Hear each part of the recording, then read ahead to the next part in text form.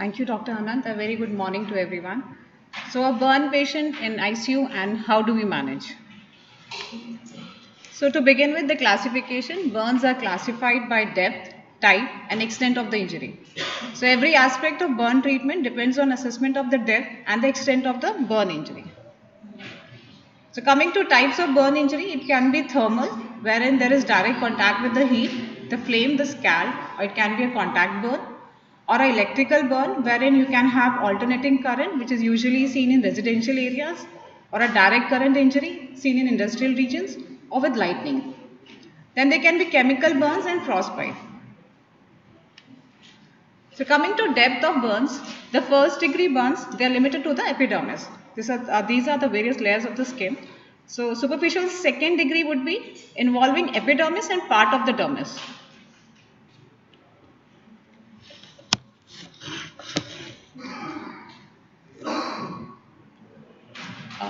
Sir, pointer?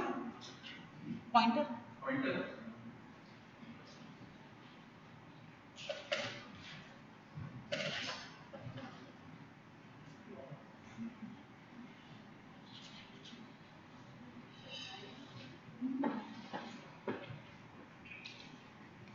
So coming to deep second degree, it would involve dermis and the hair follicle, the various appendages.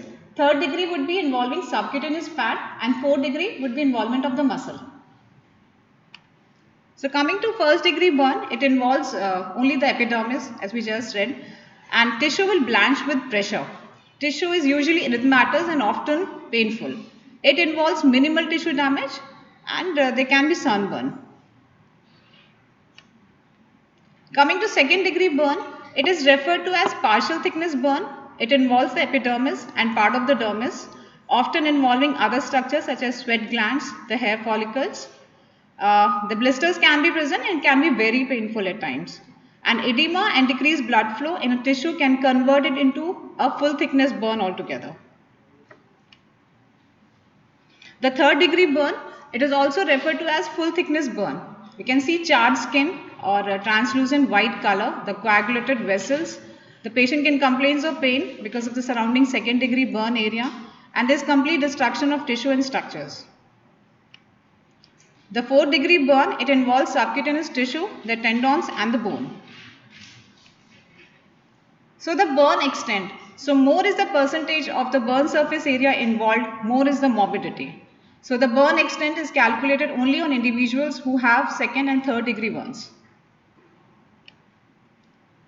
So how do we measure the burn involved area? We have three measurements here. The most commonest is rule of 9. It is a quick estimate of percentage of burn area. And then we have Lund and Browder. It is more accurate assessment tool, useful chart for children. It takes into account the head size proportion. Then this rule of palm. It is good for estimating small patches of burn wound. So calculating total burn involved area. So when we look at the front of the body, so head and neck in the front entire is 9%. The right and the left arm are 9% each. The upper anterior trunk is 9%. The lower anterior trunk is again 9%. Total altogether 18%. Perineum is 1%. The entire leg, each leg is 18%. So coming to the back of the body, then is 9% the entire head and the neck. The upper posterior trunk is 9%. The lower posterior trunk is again 9%. Total altogether, this is 18%. This is for an adult.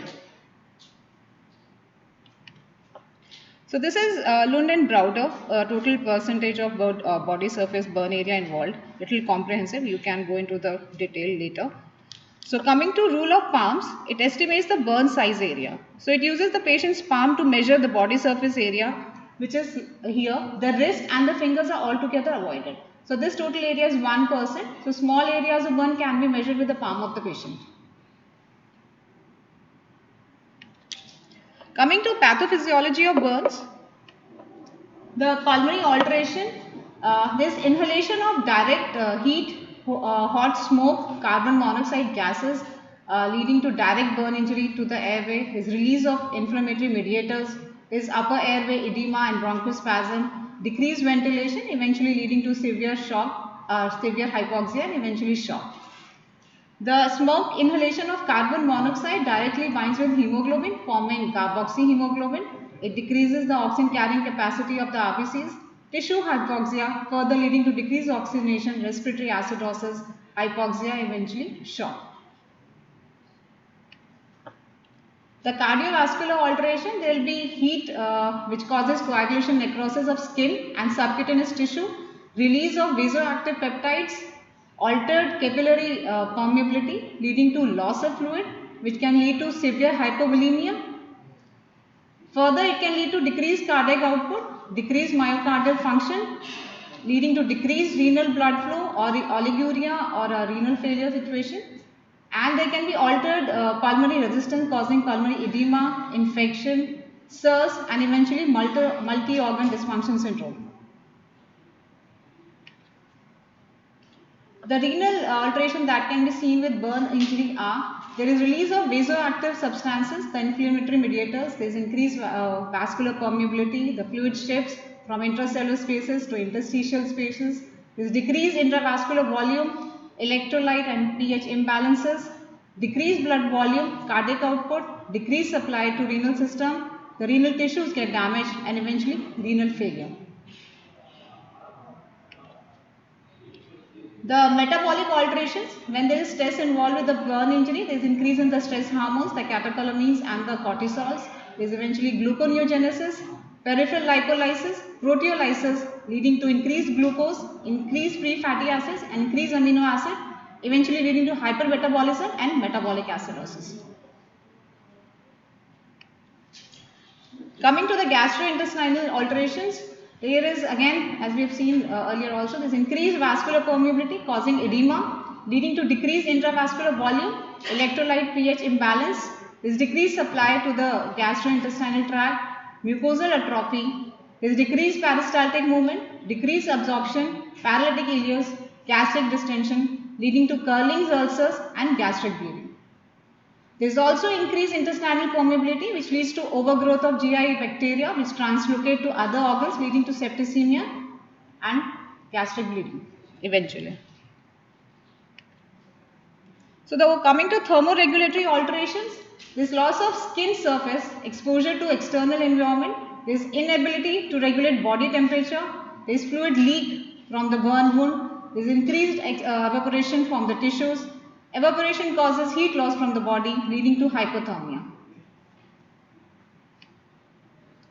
Immunological alterations, because of destruction of the skin barrier, there is favorable space for microbial growth and this portal of entry of the microbes into the tissue, eventually leading to infection of the tissues, the microbial growth and septicemia. Also, there is abnormal release of inflammatory mediators, there is impaired neutrophil function and reduction in the lymphocytes function, altered immune mechanism, eventually leading to septicemia.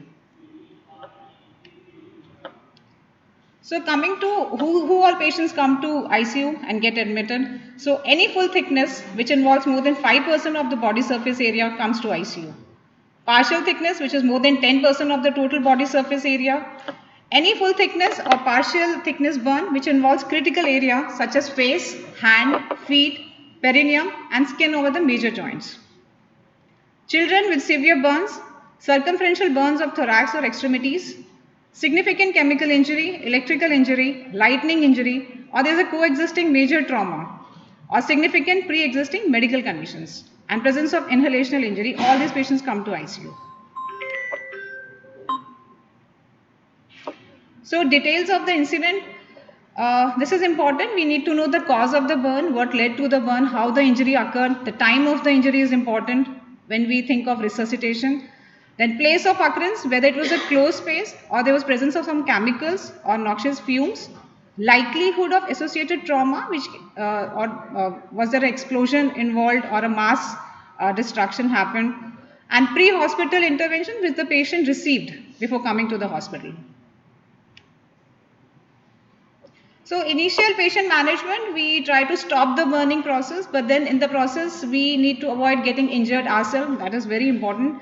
Then considering burn patient as a multiple trauma patient until determined otherwise or it is ruled out, the other injuries are ruled out.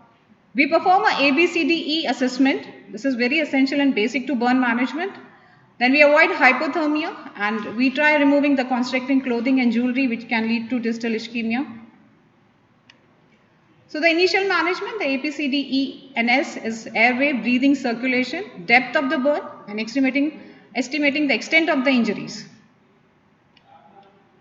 So coming to airway consideration, we maintain a very low threshold for intubation and high index of suspicion for airway injury until they are ruled out. Swelling can be very rapid and progressive in the initial 24 hours. And we consider a rapid sequence in intubation to facilitate intubation. And we avoid use of succinylcholine altogether, which can lead to increase in the potassium levels. Prior to intubation attempt, our difficult airway card should be ready. We should have smaller size ET tubes available with us. We should prepare for cricothyrotomy or the tracheostomy. We utilize end-tidal carbon dioxide monitoring. Pulse ox may not be accurate or it may be difficult to apply in such patients. So coming to respiratory injury for burns. So when it is hot air and hot steam, it usually involves the larynx, can lead to laryngeal obstruction and bronchospasm. The smoke and the hot particles and aspiration involved with the burn injuries can affect your trachea, leading to mucosal slough, infection, bronchial plugging, atelectasis and bronchospasm. The irritant gases, they can travel deep down, involving your primary and secondary bronchus, leading to pneumonia, the pulmonary edema and alveolar capillary defect. So the upper airway injury, which is above the glottis, the area buffers the heat of the smoke. The thermal injury is usually confined to the larynx and the upper trachea. And the lower airway, below the glottis, it is caused by inhalation of steam or chemical smoke, which can present as ARDS, often after 24 to 72 hours of burn injury. So indicators of airway injury. So when patient presents with stridor, when the burn injury occurs in an enclosed space, there's soot in the airway, there's sign nasal airway, there's facial burn, change in voice, brassy cough and carbonaceous sputum. Or when all this is present, the airway injuries has to be ruled out and airway takes precedence. So criteria for intubation in burn patient, when you have change in the voice, when patient presents with wheezing and labored respiration, there's excessive continuous coughing, there's altered mental status, there's carbonaceous sputum, the sign facial or nasal hairs, facial burns, there's oropharyngeal edema, patient presenting with stridor. We assume inhalational injury in any patient who has burn injury confined in a fire environment, extensive burns of the face and the neck, eyes are swollen and shut, and burn area which is more than 50% of the total body surface area or greater. So coming to airway burns, the key clinical points are, if we try restricting the fluids, it can increase the mortality. So whenever you are in doubt, it's better to intubate such patients, and we give 100% oxygen until the carbon monoxide toxicity is ruled out. Ventilator strategies is to avoid lung injury. We go in for low volume, low pressure ventilation, aggressive airway toileting, early surgical debridement of wounds and early enteral feeding.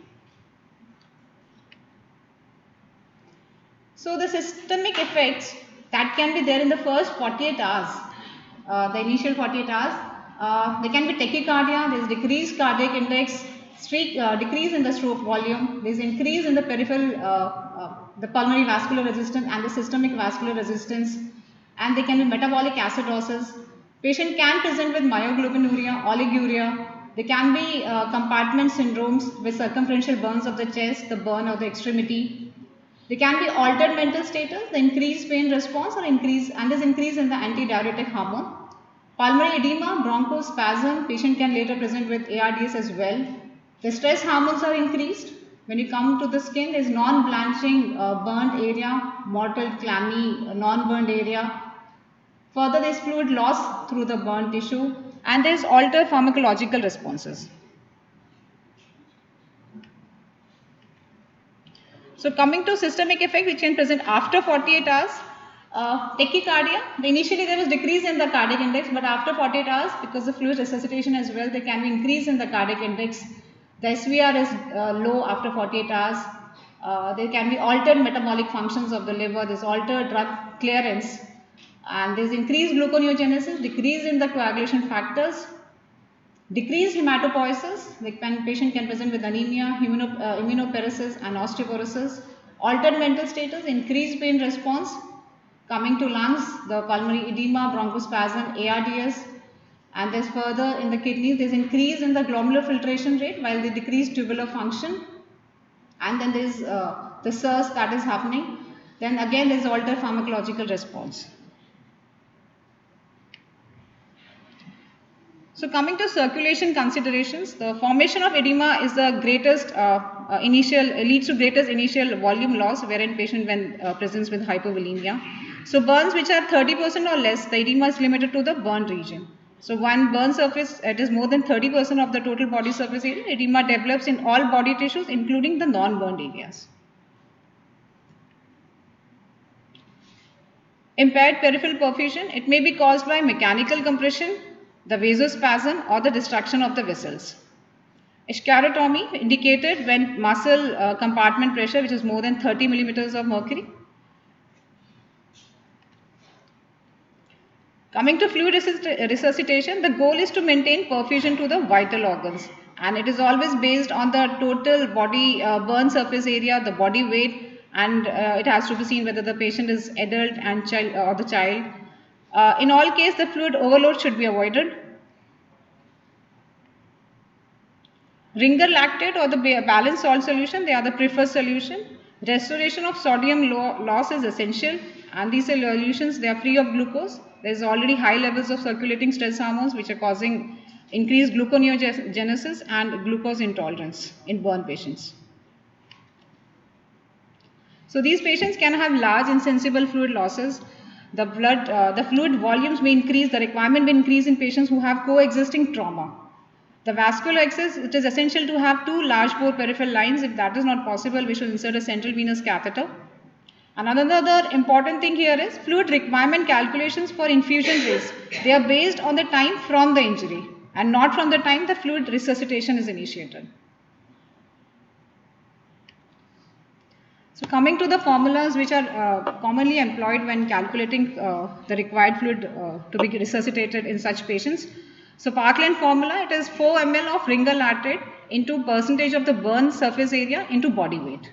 So this is the total volume calculated, and half of this calculated fluid is administered in the first 8 hours and the balance is given over the remaining 16 hours. In adults, it is essential to maintain a urine output of 0.5 ml per kg per hour. So Galveston's formula, it is usually employed for pediatric patients, wherein we take into consideration the body surface area rather than the body weight, and it is little time consuming. So ringer lactate is used. The initial resuscitation fluid is calculated as 5000 ml per meter square of burn surface area plus 2 liters per meter square of total body weight in the fluid to be given in 24 hours as maintenance fluid. So we add the two. Half of the total fluid is given in the initial 8 hours and the balance is given over the next 16 hours. Urine output in pediatric patients should be aimed at 1 ml per kg per hour.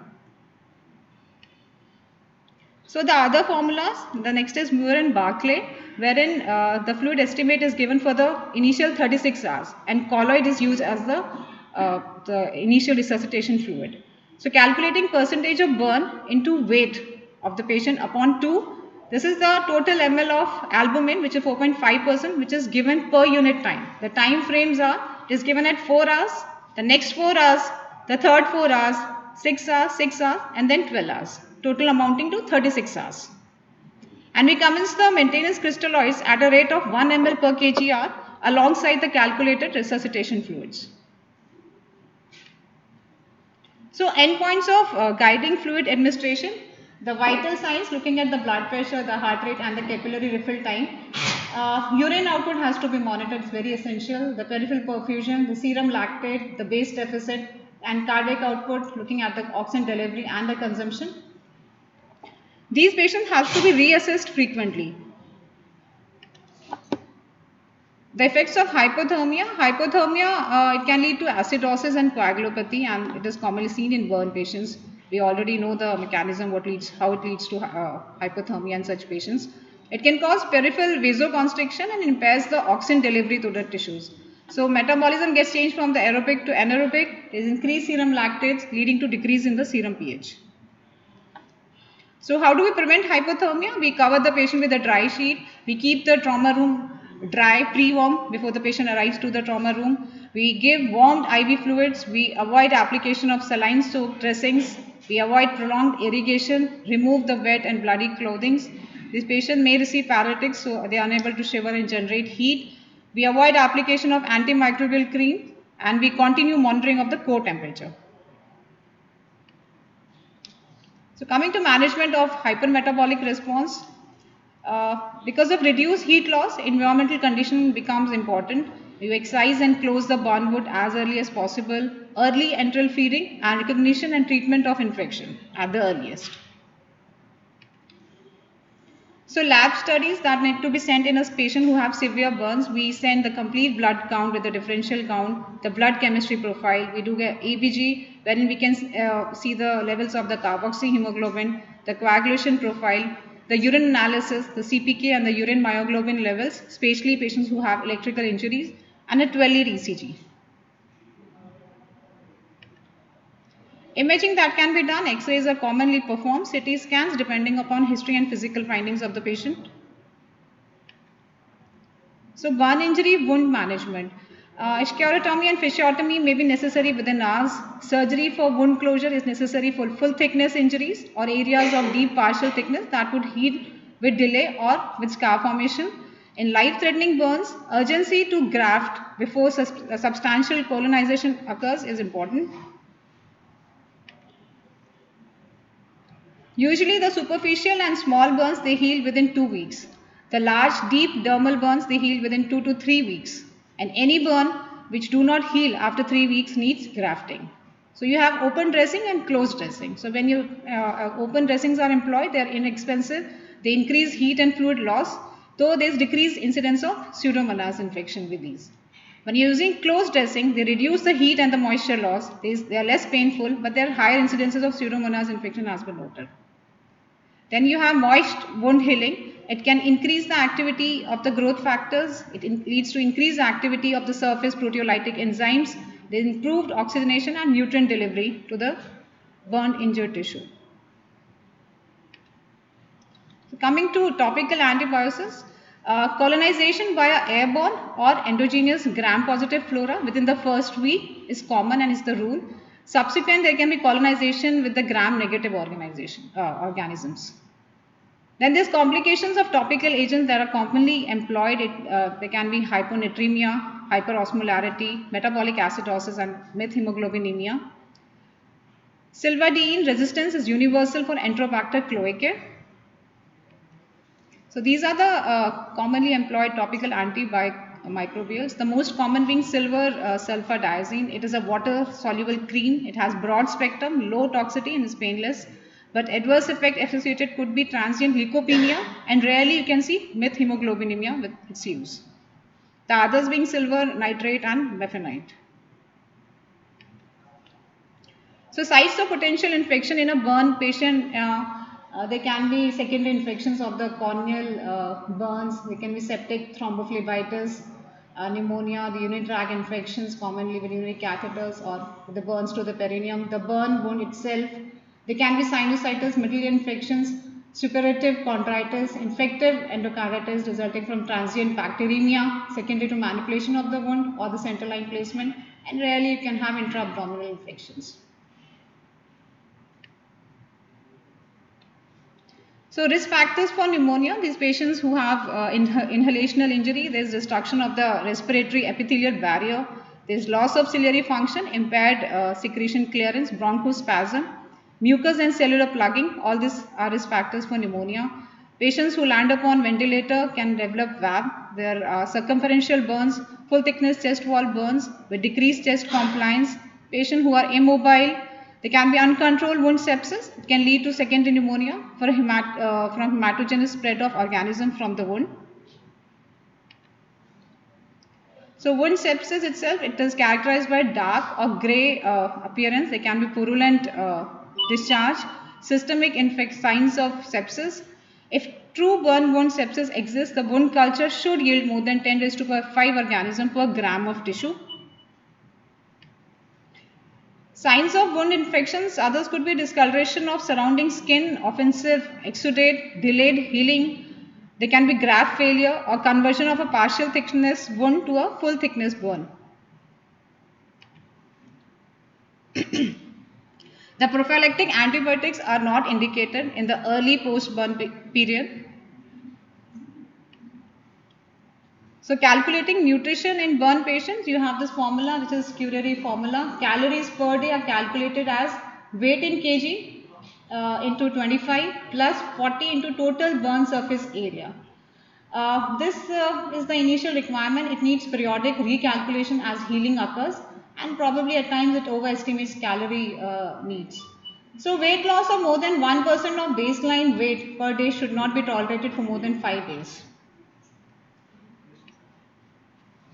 So tube feeding in all patients with burns who have burn which is more than 20% of the total body surface area, and it is usually established during the initial resuscitation phase. This early enteral feeding which improves success in establishing feeding. Nasojejunal feeding will bypass the gastric stasis which can be seen in such patients.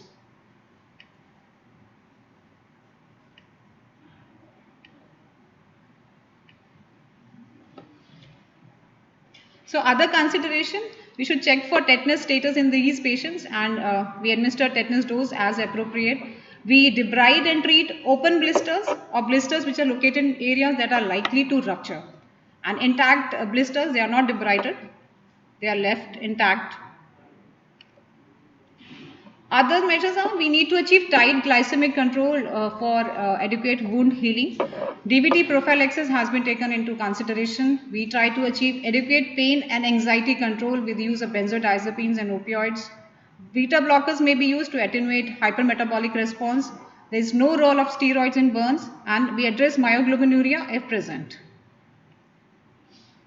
Coming to surgical intervention, the tangential excision and early wound closure, ischiotomy and fasciotomy when needed. Indications of surgical debridement would be deep second degree burns, burns of any type that are heavily contaminated, or a third degree circumferential burn with suspected compartment syndrome, or a circumferential burns around the wrist.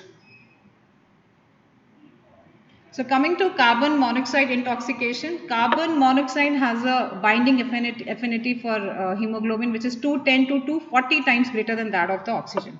So it results in decreased oxygen delivery to the tissues leading to cerebral myocardial hypoxia.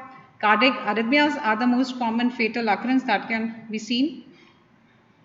So signs and symptoms, they usually are not present until 15% of the hemoglobin is bound to the carbon monoxide rather than to the oxygen.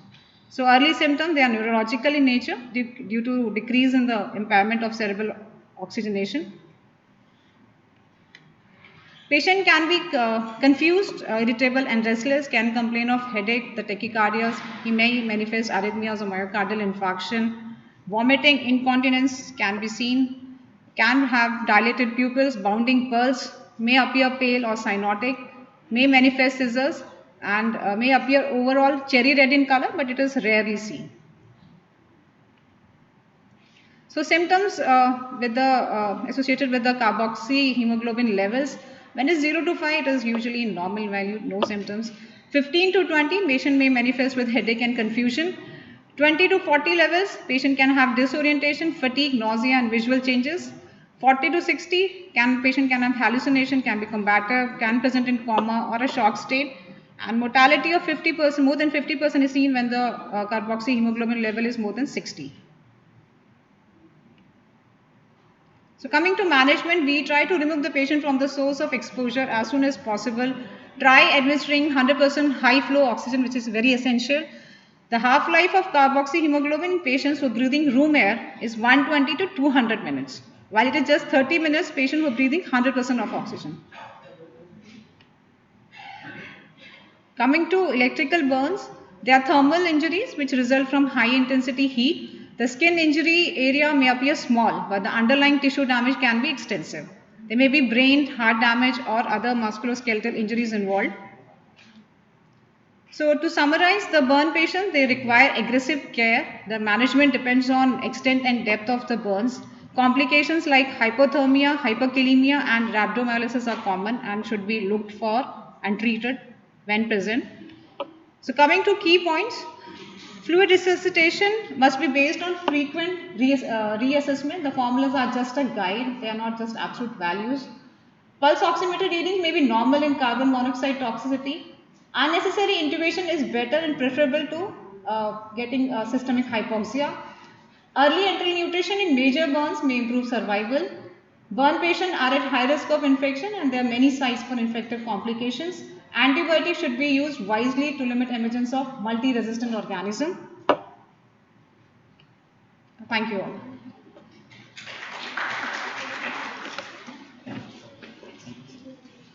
Thank you, Dr. Pooja.